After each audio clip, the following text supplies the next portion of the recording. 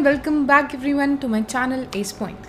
तो इस वीडियो में हम लोग सोल्यूशन वाले चैप्टर के जो बैक एक्सरसाइजेज वाले क्वेश्चंस के न्यूमेरिकल्स को देख रहे थे उसको कंटिन्यू करते हैं। आई होप आपने पुरानी सब वीडियोस देखी होंगी और प्लीज़ इस बात का इम्पोर्टेंस समझिए कि हमारे नीट के पॉइंट ऑफ व्यू से एनसीईआरटी बहुत ज़रूरी है। ठीक है, एनसीईआरटी के एक एक क्वेश्चन करना बहुत ज़रूरी है। क्यों? क्योंकि हमारा पूरा का पूरा सिलेबस एनसीईआरटी बेस्ड होता है। प्लीज़ इधर उधर जाके पढ़ाई मत करो, इधर उधर की किताबें मत पढ़ो। जो ज़रूरी है एनसीईआरटी उस पर पहले फोकस करो। एनसीईआरटी और प्रीवियस ईयर क्वेश्चंस आपकी प्रायोरिटी होनी चाहिए। ठीक है, तो चलते हैं। क्वेश्चन है कि 5% सोल्यूशन है केन शुगर का in water has freezing point of 271 Kelvin. Calculate the freezing point of 5% glucose in water if freezing point of pure water is 273.15 Kelvin. ठीक है, तो यहाँ तो हमें समझ में आ गया कि हमें डिप्रेशन इन फ्रीजिंग पॉइंट यानी कि delta T F is equal to K F times M का फॉर्मूला लगाना है। पर उसके लिए हमें के एफ चाहिए, है ना। तो ध्यान देना के एफ सिर्फ और सिर्फ सॉल्वेंट पे डिपेंड करता है और पहले सोल्यूशन से हम के एफ की वैल्यू कैलकुलेट कर सकते हैं।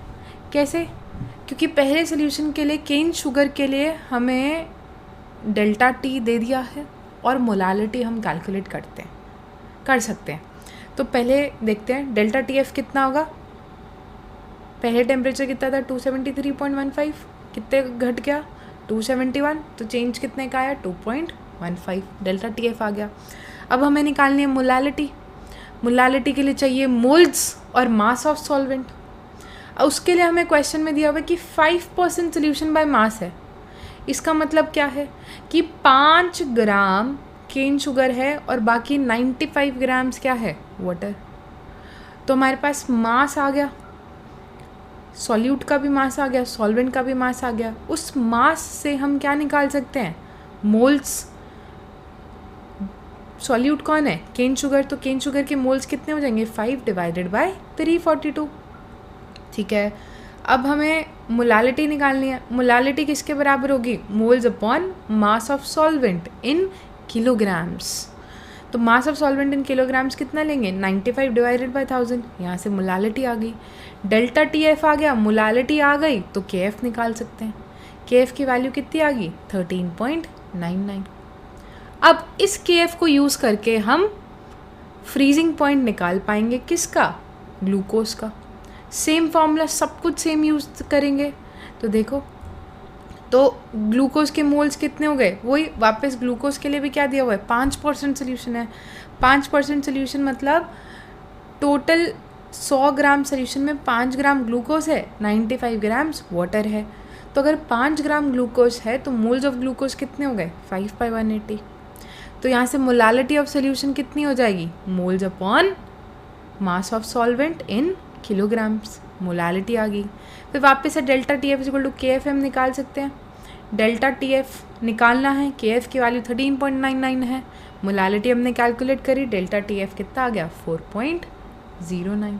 यानी कि फ्रीजिंग पॉइंट कितना होगा सोल्यूशन का हमें पता है। जब भी आप प्योर सॉल्वेंट में कुछ सॉल्यूट ऐड करते हो तो उसका फ्रीजिंग पॉइंट घट जाता है। तो प्योर वाटर का फ्रीजिंग पॉइंट था 273.15। अब ग्लूकोज वाले सोल्यूशन का कितना हो जाएगा फ्रीजिंग पॉइंट 273.15 माइनस 4.09। यहाँ से आंसर आ जाएगा 269.06। होपफुली ये क्वेश्चन क्लियर होगा। नेक्स्ट क्वेश्चन देखते हैं। नेक्स्ट क्वेश्चन कह रहा है कि 2 एलिमेंट्स थे A and B, they form compounds having formula AB2 and AB4। ठीक है, when dissolved in 20 grams benzene 1 gram of AB2 lowers the freezing point by 2.3 kelvin. Okay, whereas 1 gram of AB4 lowers it by 1.3 kelvin. ठीक है, molar depression constant यानी कि KF भी दे दिया, ए और B के एटॉमिक मासेस कैलकुलेट करने हैं। ठीक है, तो अभी हमें क्या ध्यान रखना है, हमें लगाना है formula delta T F is equal to K F M. ठीक है, एम क्या है मोलालिटी। मोलालिटी को कैसे लिख सकते हो आप moles of solute divided by mass of solvent in kilograms. और मोल्स ऑफ सोल्यूट को कैसे लिख सकते हो given mass by molar mass. Given mass को मैं W से रिप्रेजेंट करती हूँ, मोलर मास को M से। जो 2 सबस्क्रिप्ट है वो सॉल्यूट के लिए है, जो 1 सबस्क्रिप्ट है वो सॉल्वेंट के लिए। अब देखते हैं क्वेश्चन में हमें गिवन क्या है। AB2 के लिए उसका वेट गिवन है, डेल्टा TF गिवन है 2.3 केल्विन और KF हमें गिवन है 5.1 किलोग्राम पर मोल। तो इससे क्या हम किसकी वैल्यू निकाल सकते हैं? मोलर मास निकाल सकते हैं कि नहीं निकाल सकते AB2 का? बिल्कुल निकाल सकते हैं। कौन सा फॉर्मूला यूज़ करके? Delta TF is equal to KF W2/M2 divided by M1/1000। इसको रीअरेंज करेंगे तो यहाँ से मोलर मास AB2 का मोलर मास कैलकुलेट होके आएगा 110.87। सिमिलरली सेम डेटा हमें AB4 के लिए भी दे रहा हुआ है। हमें AB4 का मास गिवन है 1 ग्राम। AB4 कितना डेल्टा T क्रिएट करता है? 1.3। KF भी गिवन है, तो यहाँ से हम AB4 का भी मोलर मास कैलकुलेट कर सकते हैं सेम फॉर्मूला यूज़ करके। कितना आया? 191.15। अब दोनों का मोलर मास आ गया है तो बस 2 इक्वेशन क्रिएट कर सकते हैं। कैसे? मान लेते हैं A का एटॉमिक मास था X, B का Y था। AB2 X + 2Y total mass कितना है? 110.87। वैसे ही AB4 X + 4Y total mass कितना है? 196.15। 2 इक्वेशंस हैं, 2 वेरिएबल्स हैं, आसानी से दोनों को सॉल्व करके X और Y की वैल्यू आ सकती है। ठीक है, तो यहाँ से X की वैल्यू होगी 25.59, Y की वैल्यू होगी 42.64। ये तो हम मैथ्स में सीखते हैं ना, 2 इक्वेशंस, 2 वेरिएबल्स, एक में से दोनों को यूज़ करके वैल्यूज़ निकालो, एक की वैल्यू निकालो, है ना। जैसे यहाँ पर हमने सेकंड में से फर्स्ट को माइनस करा, सेकंड इक्वेशन में से फर्स्ट इक्वेशन को माइनस करा तो x तो एलिमिनेट हो गया, बचा क्या? y की वैल्यू आ गई। फिर y की वैल्यू को फर्स्ट इक्वेशन में पुट करा तो x की वैल्यू भी आ गई। ठीक है, चलिए नेक्स्ट क्वेश्चन देखते हैं। नेक्स्ट क्वेश्चन कह रहा है at 300 kelvin 36 grams of glucose present in a liter of its solution has an osmotic pressure of 4.98 bar। ठीक है, अब if the osmotic pressure of the solution is 1.52 bar at the same temperature, what would be its concentration? तो हमें osmotic pressure और concentration के बीच में relation निकालना है, ये समझ पा रहे हो? क्वेश्चन में दिया हुआ है कि concentration बतानी है, osmotic pressure 1.52 है, तो हम कौन सा फॉर्मूला यूज़ करेंगे? Pi is equal to CRT। Pi कितना है? 1.52। C हमें निकालना है।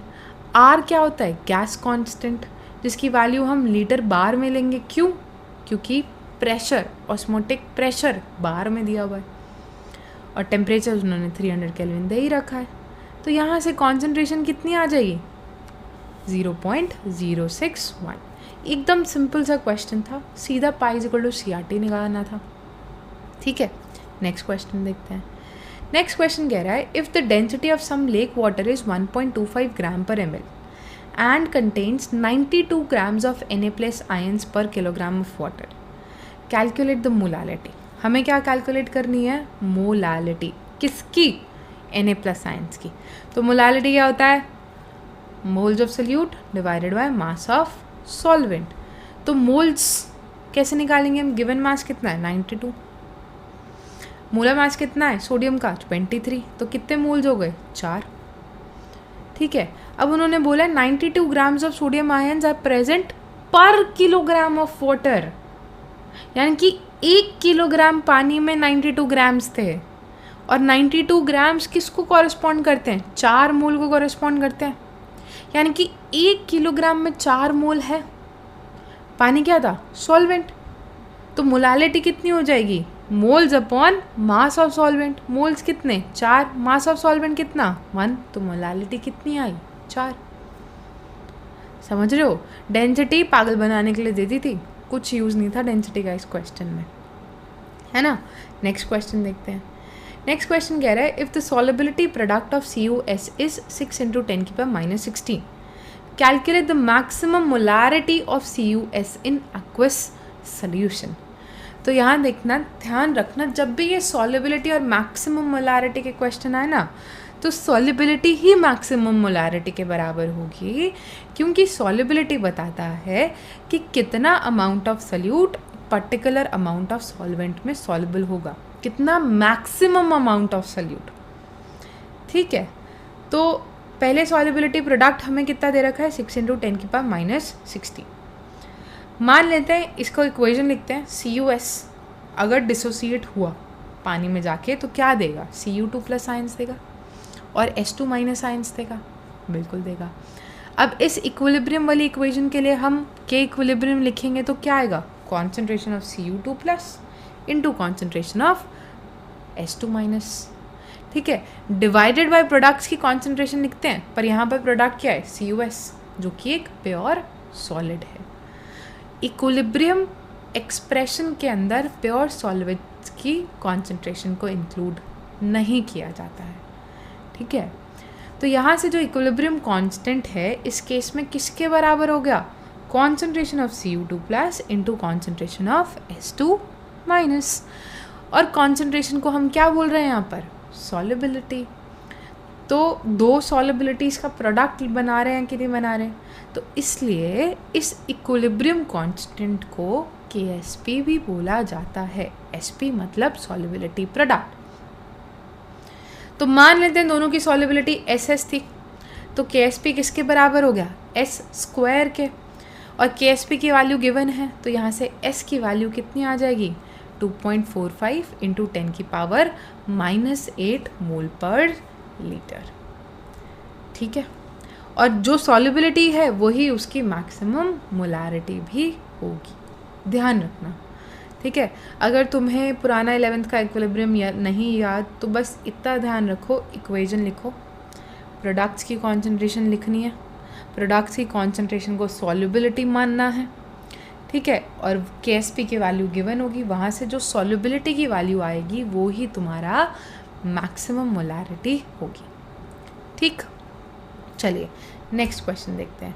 नेक्स्ट क्वेश्चन कह रहे हैं, calculate the mass percentage of aspirin in acetonitrile when 6.5 grams of aspirin is dissolved in 450 grams of acetonitrile। बहुत आसान सा क्वेश्चन है, मास परसेंटेज निकालना है। मास परसेंटेज क्या होगा, किसका निकालना है, एस्पिरिन का।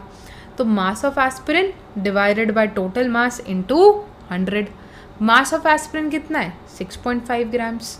टोटल मास कितना है, 6.5 + 450 यानी कि 456.5। तो मास परसेंटेज कितनी आ जाएगी, एस्पिरिन का मास 6.5, टोटल मास 456.5 × 100। तो यहाँ से परसेंटेज कितनी आई, 1.424%। ठीक, नेक्स्ट क्वेश्चन देखते हैं। नेक्स्ट क्वेश्चन कह रहा है, nalorphine similar to morphine is used to combat withdrawal symptoms in narcotic users। अच्छा, तो नैलऑर्फिन एक दवाई है, मॉर्फिन की तरह होती है, किस लिए यूज़ किए जाते हैं, ताकि नारकोटिक यूजर्स जब ड्रग्स छोड़ते हैं तो विड्रॉल सिम्टम्स आते हैं, उन सिम्टम्स के साथ कोप अप करने के लिए ये केमिकल यूज़ किया जाता है। ठीक है, अब वो कह रहे हैं dose of nalorphine is generally 1.5 milligrams.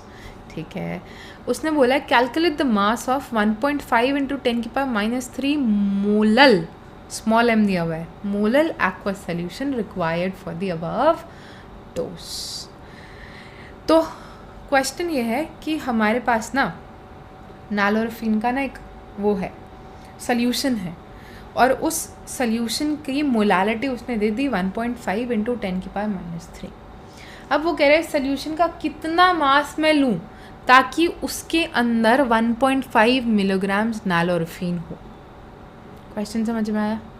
तुम्हारे पास एक क्या था, बीकर था, बीकर के अंदर पूरा सोल्यूशन पड़ा है नैलऑर्फिन का और उसकी मोलालिटी है 1.5 × 10⁻³ अब इस सोल्यूशन का कितना मास उठा के हम लें कि इसमें 1.5 मिलीग्राम्स नैलऑर्फिन हो। ठीक है, तो सबसे पहले हम नैलऑर्फिन का मोलर मास कैलकुलेट कर लेते हैं। कार्बन का 12 होता है, हाइड्रोजन का 1 होता है, नाइट्रोजन का 14, ऑक्सीजन का 16। मोलर मास आ गया 311। नेक्स्ट हम कैलकुलेट करते हैं कि हमें पता है अगर हम 1 किलोग्राम वाटर लेंगे तो उसमें 1.5 इंटू 10⁻³ मोल नालोरेफिन होगा कि नहीं होगा। कैसे पता चला? मोलालिटी दे रखी है। मोलालिटी होती है कि 1 किलोग्राम पानी में कितना मोल्स ऑफ सॉल्यूट है।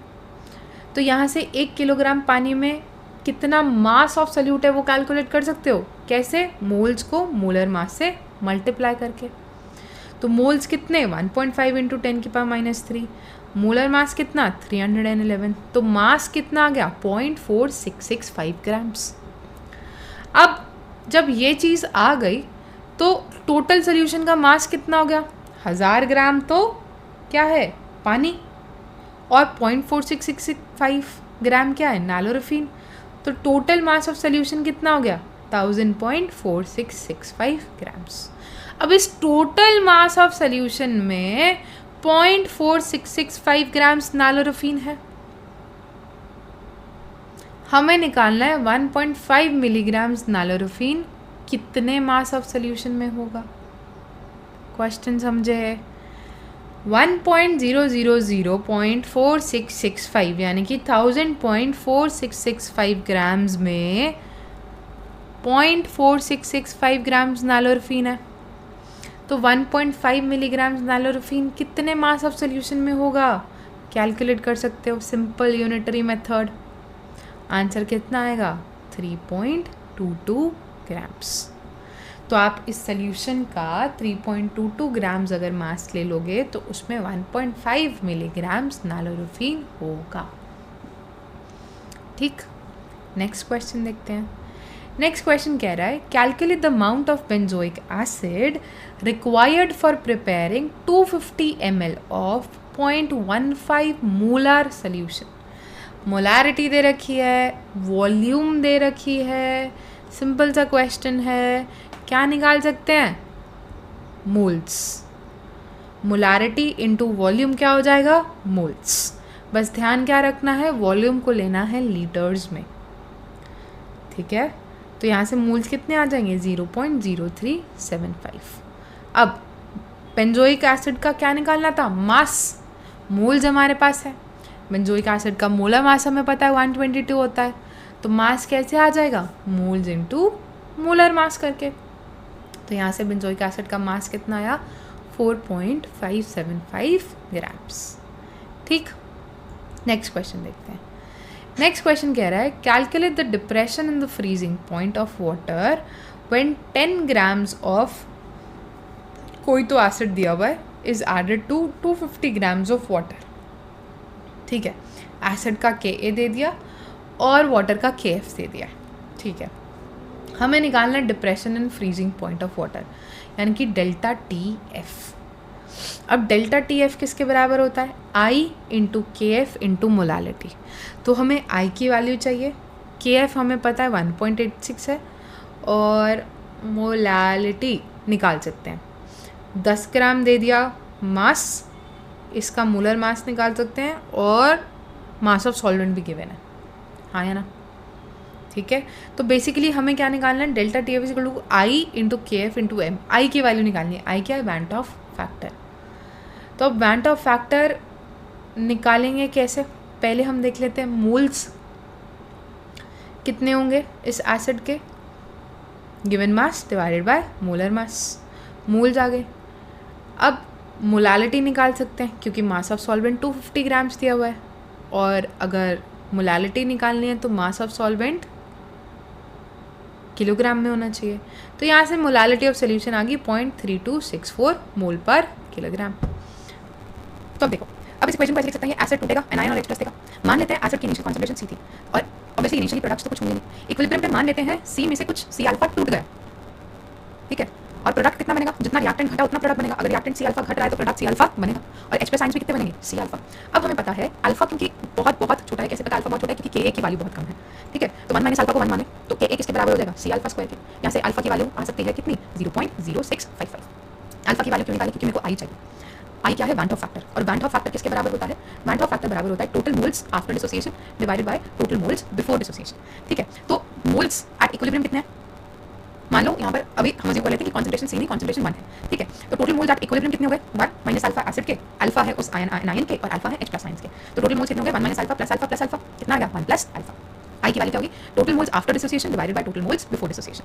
आफ्टर डिसोसिएशन मोल्स कितने हैं, 1 plus alpha, before dissociation moles कितने थे 1, तो आई कितना हो गया 1 प्लस अल्फा। अल्फा भी हमने कैलकुलेट करा 0.0665, तो यहाँ से आई की वैल्यू आ गई।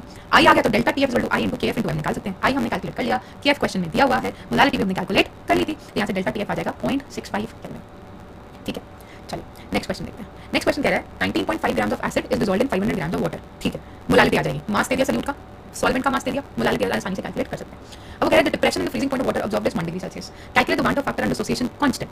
तो पहले तो वांट ऑफ फैक्टर कैलकुलेट करते हैं। हमें मास कितना गिवन है 500, किसका, वाटर का। सॉल्यूट का मास है 19.5, केएफ भी गिवन है हमें कितना 1.86, वाटर का केएफ अगर नहीं गिवन है ना क्वेश्चन में तो याद कर लेना, वाटर का केएफ होता है 1.86 केल्विन किलोग्राम पर मोल।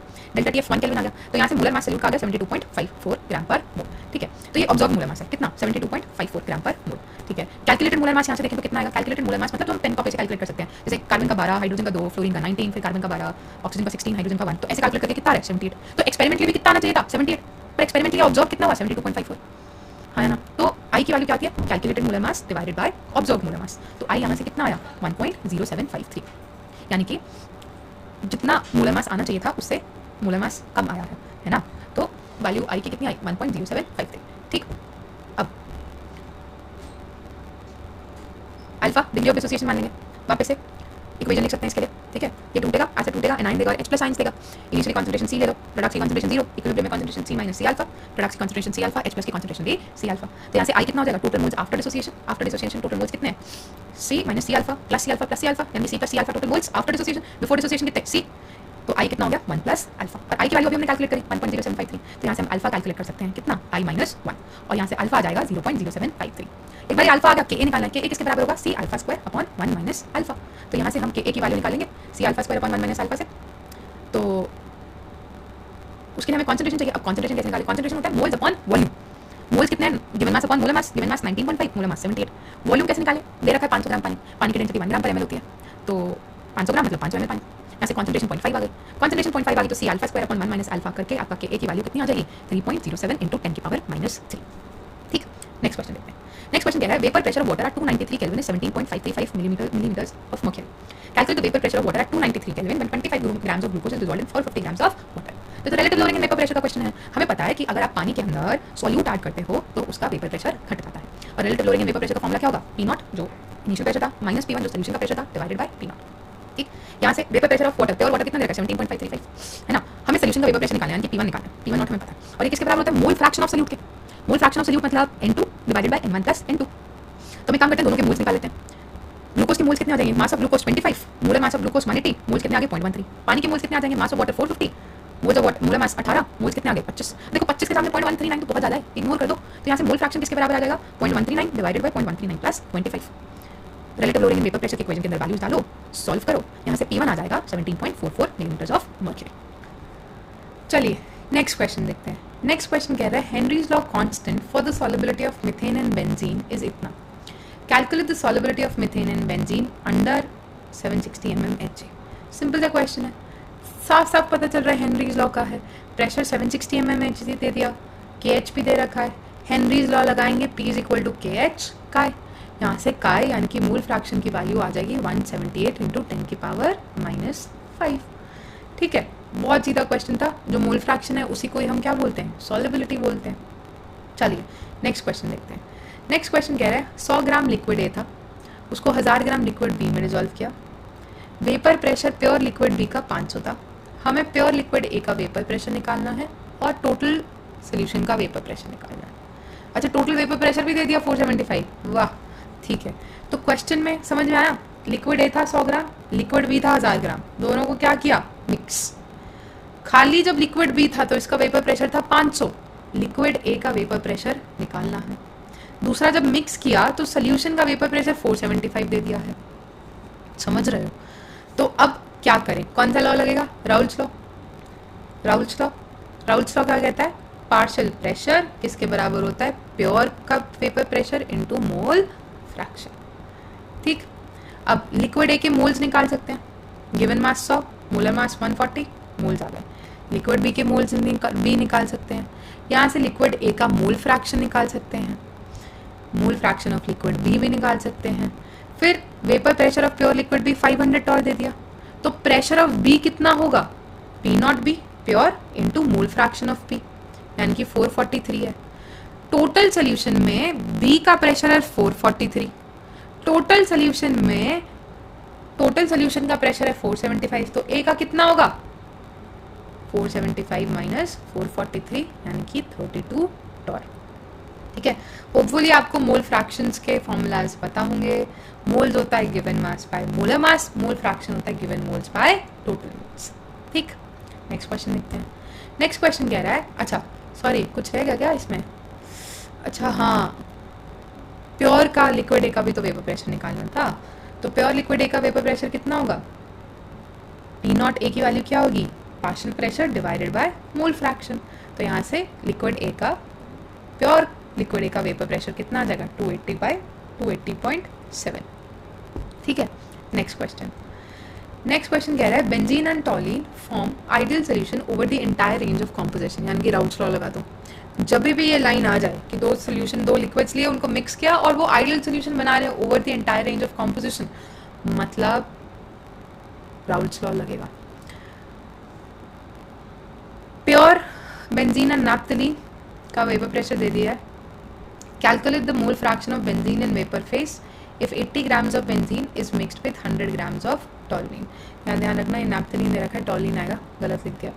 ठीक है, तो राउल्स लॉ लगाना है, हमें निकालना है mole fraction in vapour face यानी कि वाई, ए वाई भी निकालना है।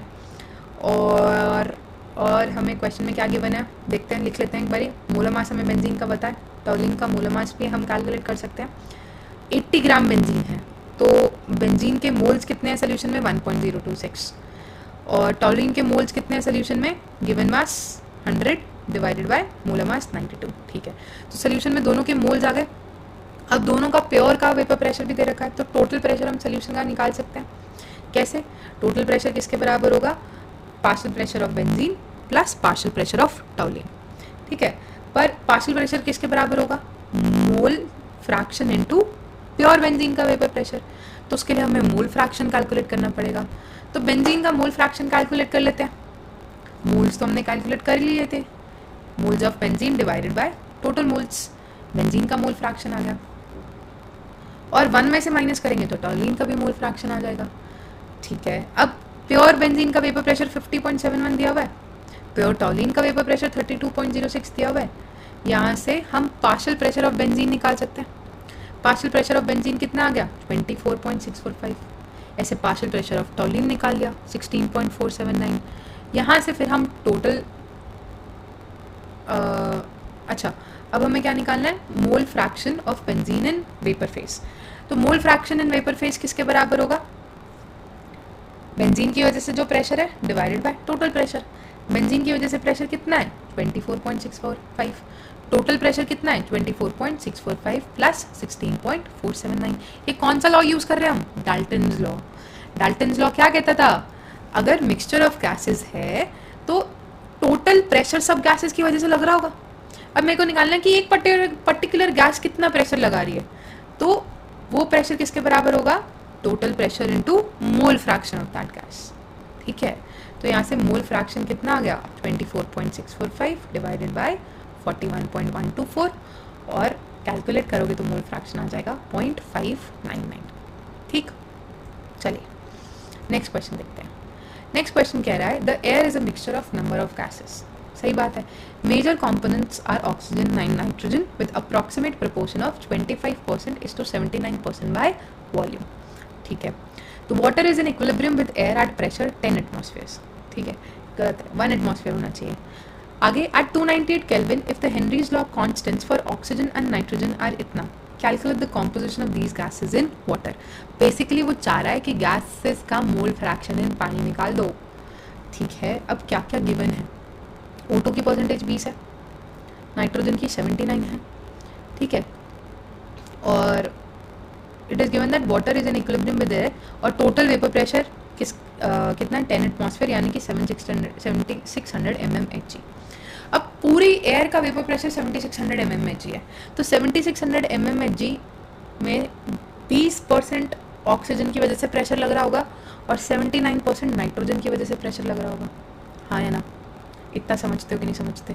क्योंकि टोटल वॉल्यूम में 20% ऑक्सीजन है और 79% नाइट्रोजन है ना? तो टोटल प्रेशर का 20% जो प्रेशर है वो ऑक्सीजन की वजह से लग रहा होगा और टोटल प्रेशर का 79% जो प्रेशर है वो नाइट्रोजन की वजह से लग रहा होगा। तो ऑक्सीजन का पार्शियल प्रेशर आ गया, नाइट्रोजन का पार्शियल प्रेशर आ गया, दोनों के लिए KH हमें दिया हुआ है, दोनों के मोल फ्रैक्शन निकाल सकते हो कि नहीं निकाल सकते हैं?